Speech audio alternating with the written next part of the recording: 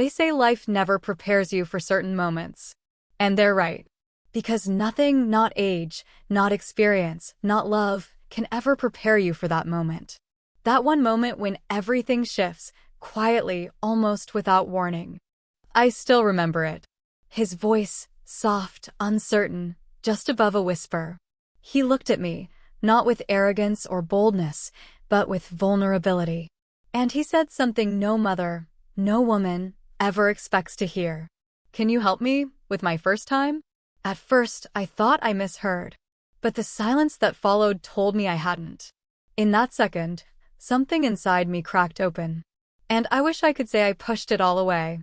I wish I could say I smiled, gave him a hug, told him to talk to someone else. But I didn't. Because I froze. Because somewhere, deep inside me, a part of me heard him.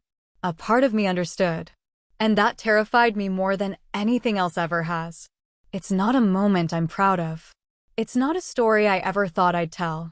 But it happened. And when it did, everything I thought I knew about myself, about right and wrong, was suddenly blurred. You see, this wasn't just about him. This was about me. About years of feeling invisible, unwanted, unseen. About the kind of loneliness that creeps in slowly and settles into your bones. He didn't just ask for help. He offered something I hadn't felt in years: connection. And that's what makes this story so hard to tell. Because the truth isn't black and white. It never is. If you've ever felt lost inside your own life, if you've ever longed for someone to really see you, to notice you in a way that makes you feel real again, then maybe you'll understand why I didn't walk away when I should have. Maybe you'll understand how I ended up here, telling the story I wish I didn't have to tell. Subscribe to Heartfelt Tales Unfold, because some truths are too haunting to ignore.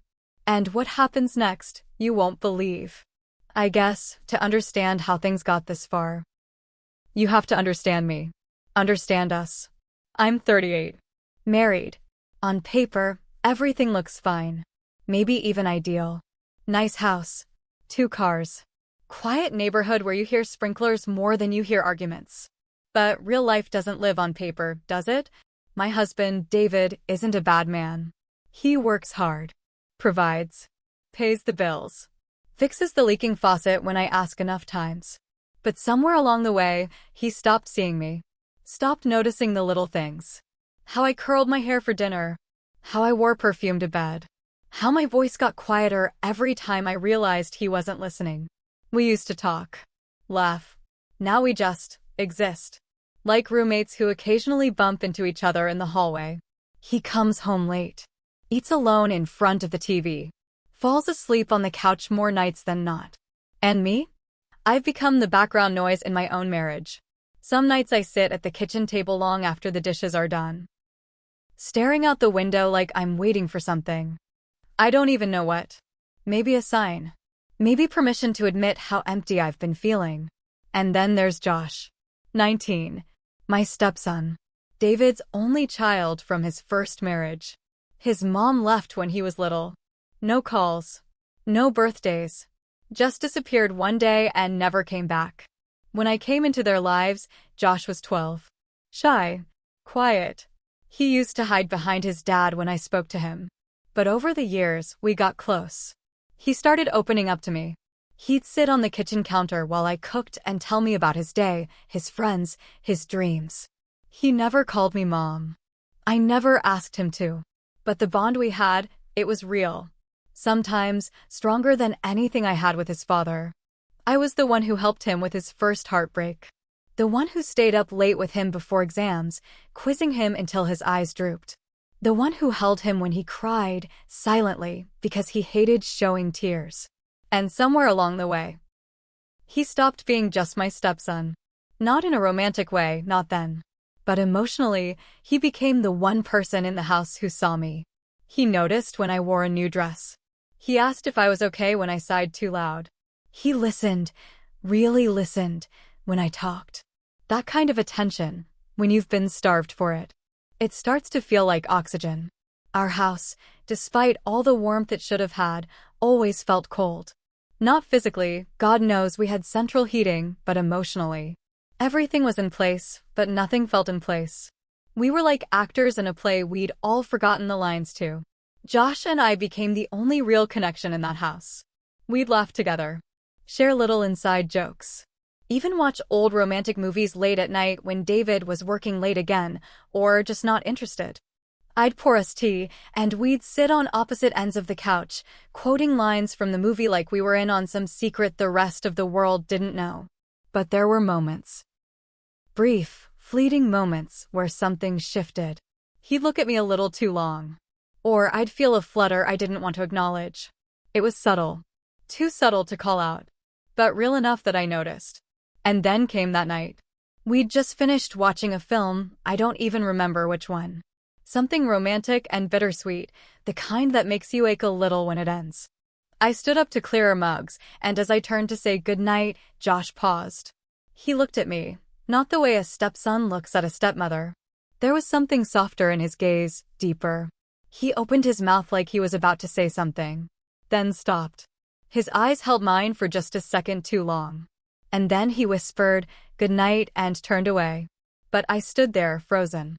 Because in that pause, in that tiny hesitation, something unspoken passed between us. I felt it. And I know, he did too. It wasn't just a glance. It was a crack in the wall we'd both been pretending didn't exist. And once something cracks, it never quite fits the same way again. It was a Wednesday night. Quiet, like most nights in our house. David had already gone to bed, early as usual, claiming he had a long day ahead. I stayed up, just like I always did, sipping lukewarm tea and letting the silence settle around me like a heavy blanket. I didn't hear Josh come downstairs at first. But then I noticed the soft creak of the stairs, the cautious rhythm of footsteps trying not to wake anyone. He walked into the kitchen, barefoot, wearing one of those oversized hoodies that made him look younger than he was. There was something in his face, not sadness, not exactly. More like hesitation, like something was sitting on his chest and he didn't know how to say it out loud. "Can we talk?" he asked. Just that. Simple words. But something in his tone made me put my mug down. "Of course," I said, trying to keep my voice even. We sat at the kitchen table. The same one where I'd packed his school lunches, helped him with homework, listened to stories about teachers and friends and heartbreaks. But tonight, the air between us was different. He was quiet at first, fidgeted with the string of his hoodie, looked at his hands a lot. Then, finally, he spoke. "I think I'm ready," he said. I looked at him, unsure what he meant. Ready for...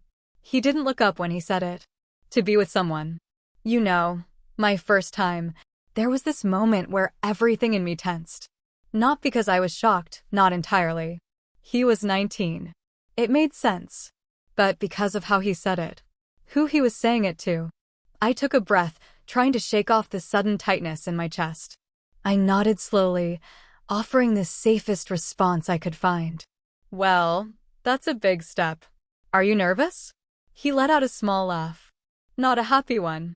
One of those soft, embarrassed sounds you make when you're trying to hide how scared you are. "I don't want to mess it up. I don't know what I'm doing. And I'm scared of being laughed at. Or disappointing someone." My heart squeezed a little at that. Not because of what he said, but because I could feel how much it mattered to him. That need to feel worthy. Wanted. Capable. I smiled gently, trying to ease the tension. "Everyone feels that way the first time," I said. "It's normal. You don't have to rush it. The right person will understand." He looked at me then. Really looked. "That's the thing," he said. "I don't trust just anyone to understand. I trust you." I didn't know what to say. My mouth opened, but no words came out. Because his eyes weren't just pleading for advice. They were searching mine for something more. "You've always understood me," he said, quieter now. "More than anyone ever has. You've always been there. Always made me feel safe." I laughed nervously, trying to brush it off. "Well, I've had a lot of practice taking care of you." But my voice didn't land right. Even I could hear it. How thin it sounded. How uncertain. There was a long pause.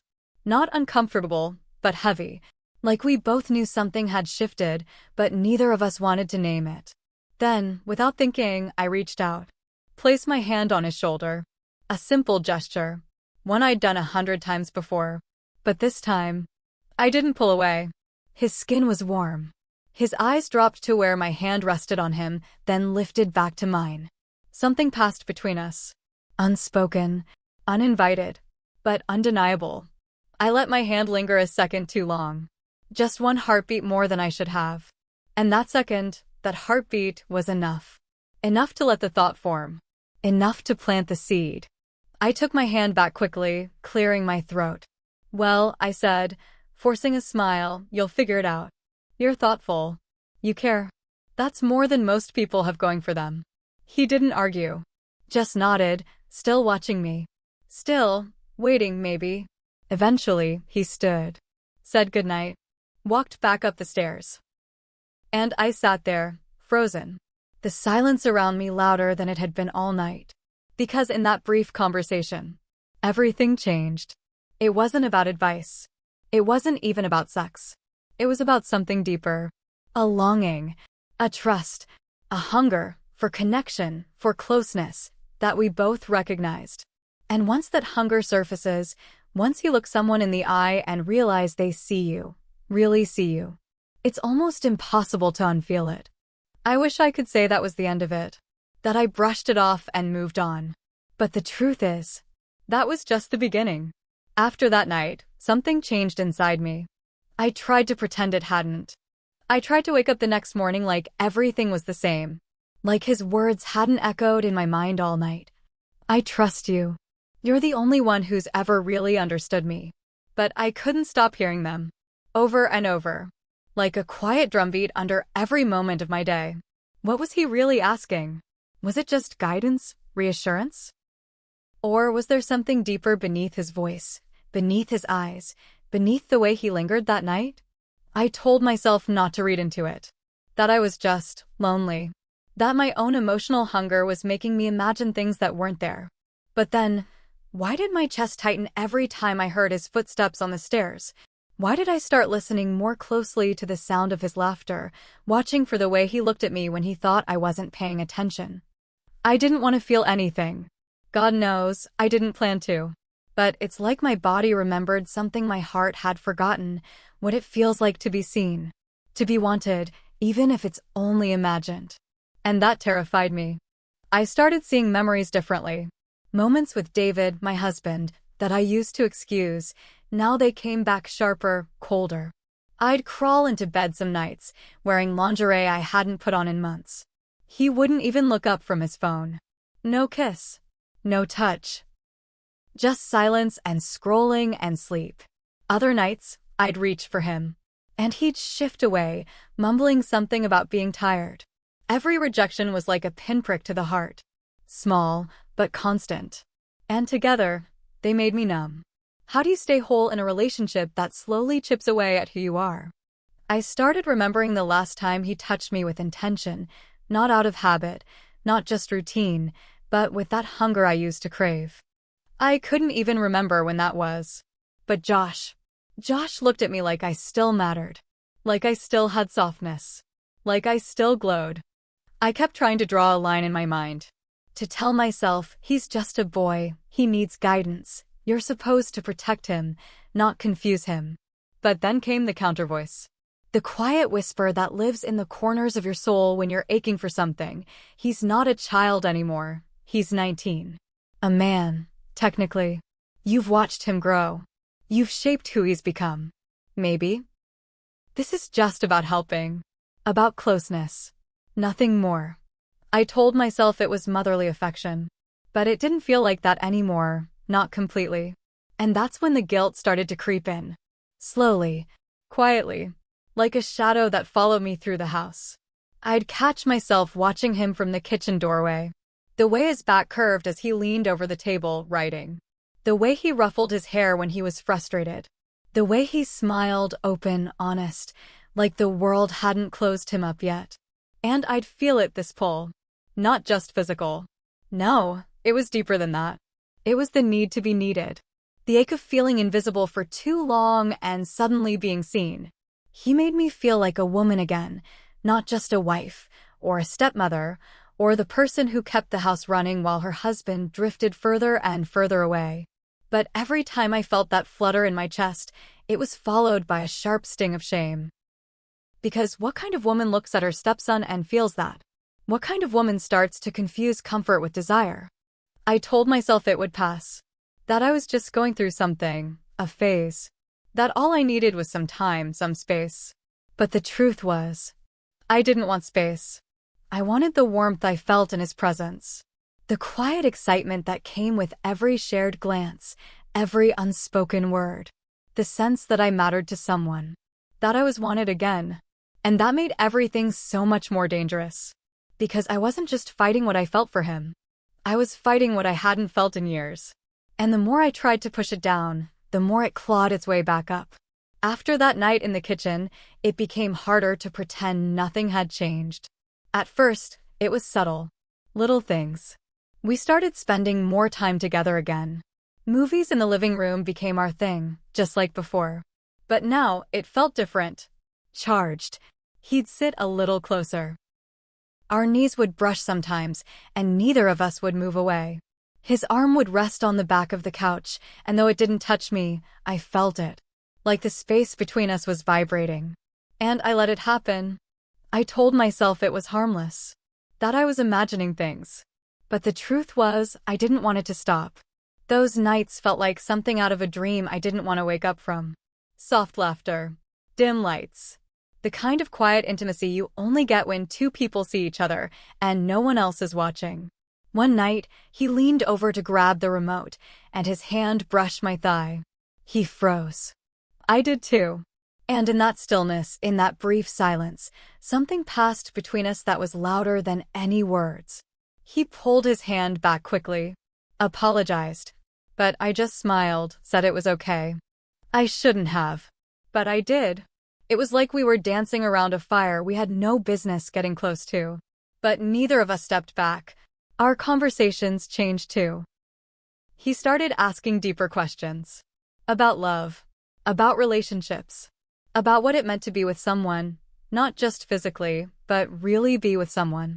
And God help me, I answered. Because it felt good to be wanted for my mind again. For my experience. For me. Then came the moment I'll never forget. We were sitting in the living room, the glow of the screen lighting our faces. The movie had ended, but neither of us moved. We just sat there, in the stillness. And then, so quietly I almost missed it, he said, "Would you show me what women really like?" My heart stopped. I turned my head slowly, thinking maybe I misunderstood. But his face. It was soft. Honest. Vulnerable. He wasn't being bold. He wasn't being crude. He was asking something from me, not just about bodies or sex, but about connection. Understanding. Trust. I didn't answer. I couldn't. I just sat there, staring at him, everything in me screaming no and yes at the same time. My throat tightened. My pulse roared in my ears. And all I could think was, what I did next still keeps me awake at night. I don't know how long we sat like that. Minutes? Hours? Time felt suspended, like the world outside had disappeared. Eventually, I whispered, "This can't happen." But my voice didn't carry weight. Even I didn't believe it. Because a few nights later, I said yes. Not with words, not with a grand declaration, but with my actions, my silence, my presence. I told myself it would just be once. That I would educate him, like he asked. That I would take the mystery away so he wouldn't feel scared. That it was about helping him feel confident. That I was doing this for him. But that was a lie. And I knew it. Because deep down, I was doing it for me too. I wanted to feel wanted again. I wanted to feel powerful, needed, seen. And so I let it happen. A touch here. A look there. His fingers brushing mine. My hand resting on his knee a second too long. The way he looked at my lips when I spoke. The way I didn't look away. Each night, the space between us got smaller. Each moment, the line between right and wrong blurred until I couldn't tell the difference anymore. And then, it happened. One night, everything we'd been holding back crashed forward.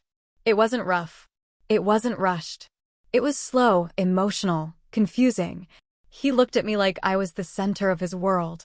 And for a moment, I let myself believe I was. But the second it was over, everything changed. The air felt heavy. My skin felt too tight. The weight of what we'd done settled on my chest like a stone. He tried to speak. I shook my head. I couldn't bear to hear his voice. Because I didn't even know who I was anymore. This wasn't a romantic movie. This wasn't some secret fantasy come true. This was real. And it was wrong. But the worst part? I didn't regret it. And that terrified me more than anything else ever had. Because once you've crossed a line that should have never been touched, there's no way to go back to who you were before. It was raining that night. Not a storm, not dramatic. Just that quiet, steady kind of rain that taps against the windows and makes everything feel softer, sadder. The kind of night where the world feels still, like it's holding its breath. David had gone out of town for a work trip. He didn't kiss me goodbye. Didn't even say when he'd be back. I should have felt relief. But instead, I felt something else. A strange, heavy stillness in my chest. Like the ground underneath me had started to tilt. Josh stayed home that evening. Said he wasn't feeling well. We barely spoke during the day. Just passed each other quietly, like something unspoken was keeping our words locked inside. By evening, we both ended up in the living room. Not planned. Not coordinated. Just there. He was already sitting on the couch when I walked in. There was no movie playing this time. No tea, no snacks. Just the sound of rain and the low hum of silence. I sat down beside him closer than usual. And for a while, we just sat like that. No words. Just breathing. Then he looked at me. Not glanced. Not peeked. He looked into me. And I knew. I knew what was about to happen. And I didn't stop it. His hand found mine first. Warm. Gentle. Our fingers laced together like it had been waiting to happen all along. And then, slowly, like gravity was pulling us towards something we couldn't resist, he leaned in. I could have turned away. I could have stopped it. But I didn't. Because in that moment, I wasn't his mother. I wasn't even myself. I was just human. Starved. Reckless.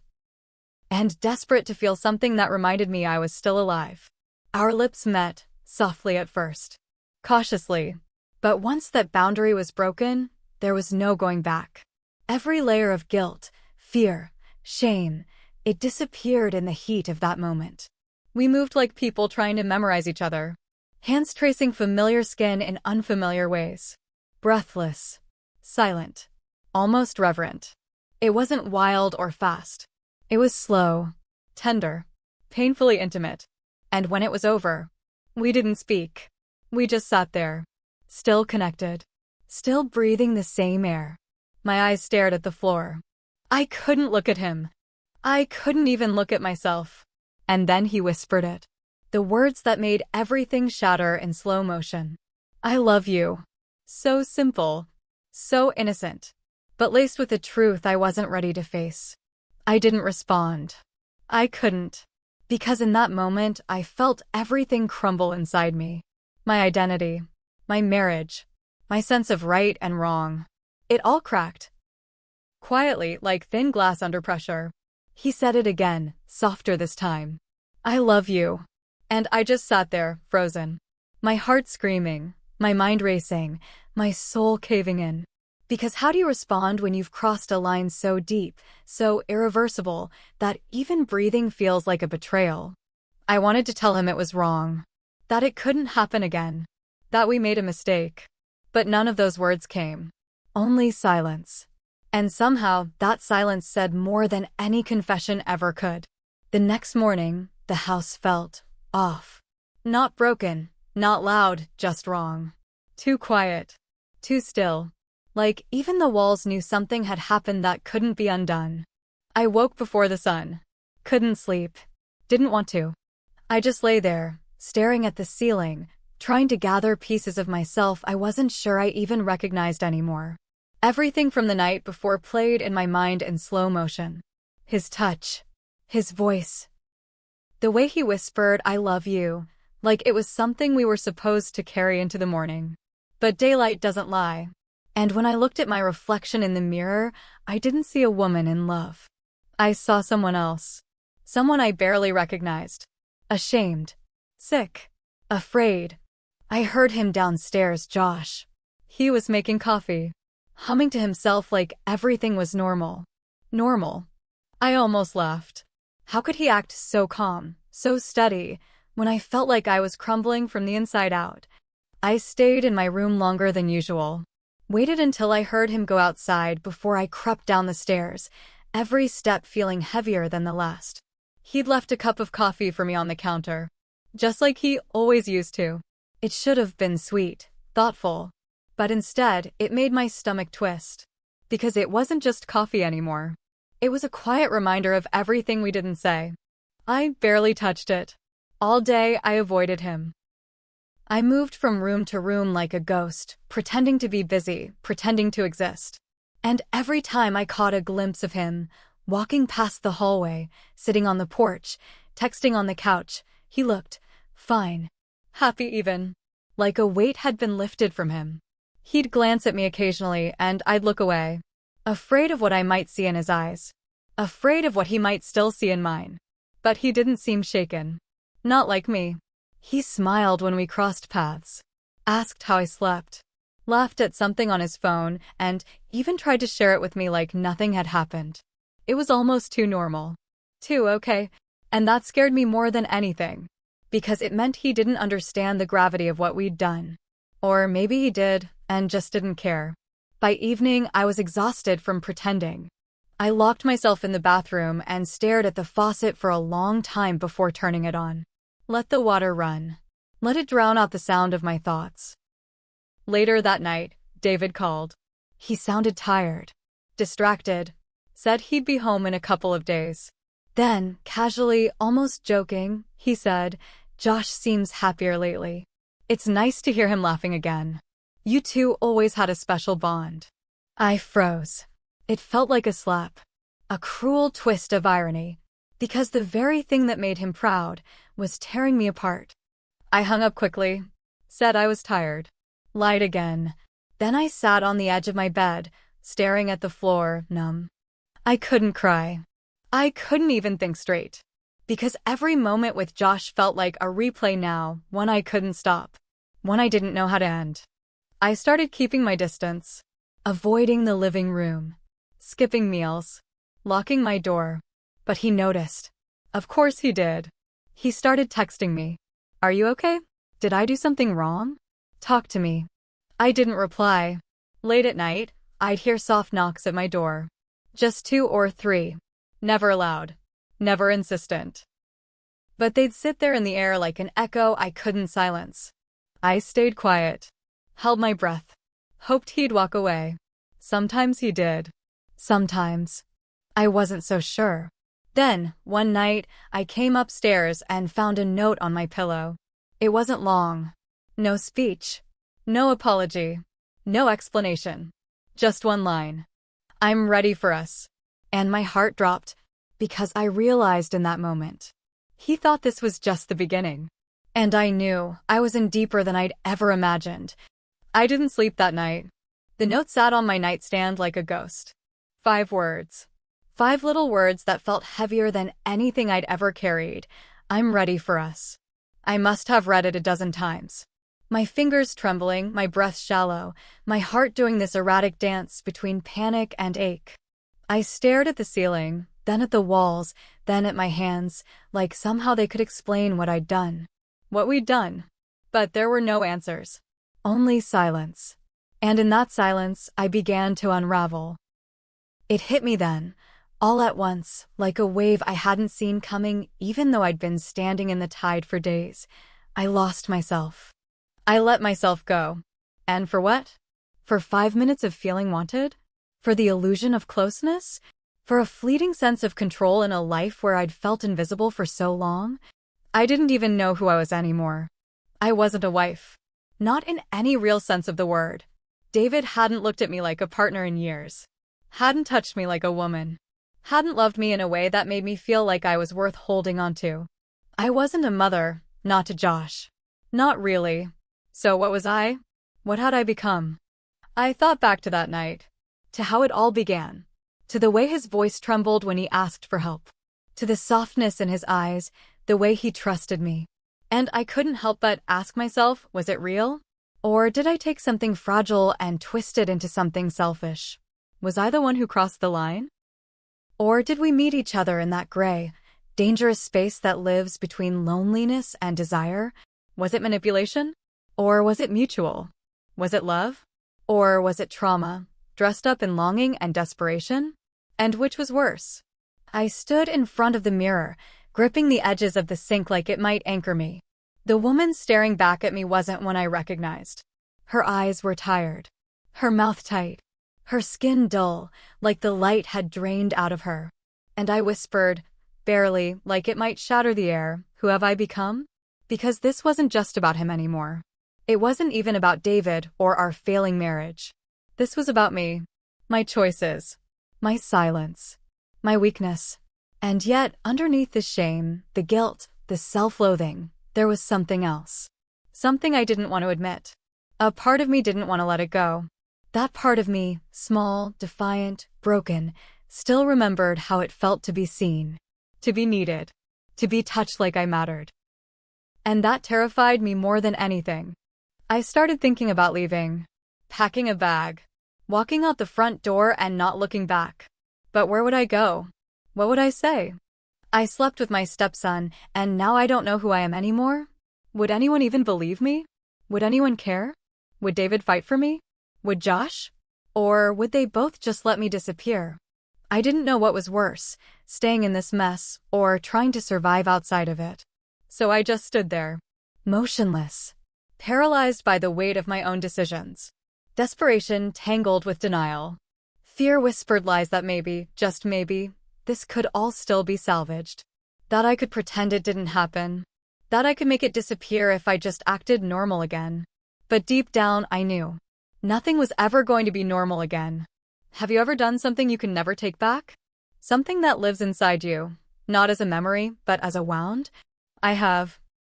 And it doesn't matter how many times I replay it, or how many ways I try to justify it. It happened, and now I have to live with it.